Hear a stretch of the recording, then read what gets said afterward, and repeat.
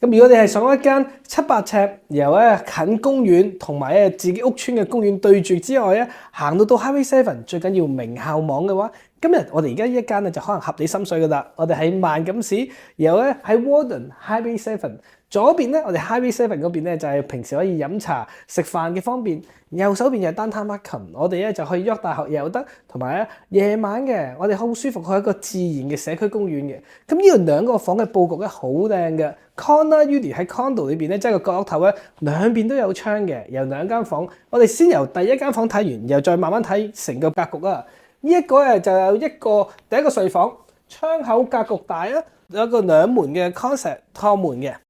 同埋咧，我哋呢個玻璃門嘅設計，咁到時候啊，你可以整翻個窗簾又得，同埋而家好處就係陽光照射到呢邊，入翻到個大廳。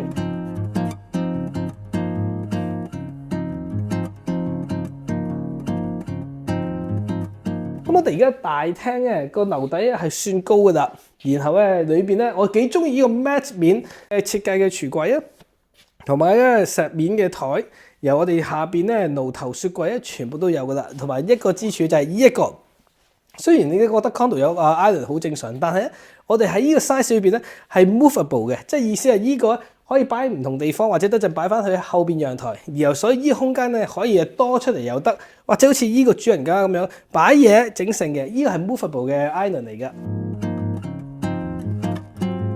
咁我哋咧再有一個洗手間喺呢個位咧，咁佢 upgrade 咗啲嘢噶啦。同埋啊，見到啲好細嘅心思，由門口呢啲嘅設計至到後邊咧，咁啊 match 咧係配合得好好嘅。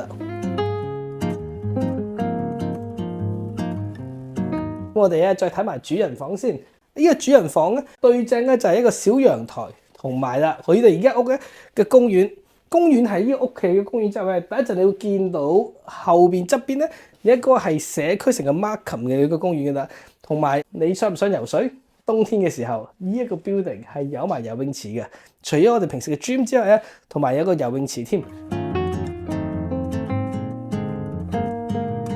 咁啊有一個好開揚嘅由廚房同呢個廳，同埋中間咧一個飯台嘅地方。咁全部啊就冇嘥到走廊位嘅。咁我哋全部咧好歸一，咁啊好舒服嘅個空間喺度。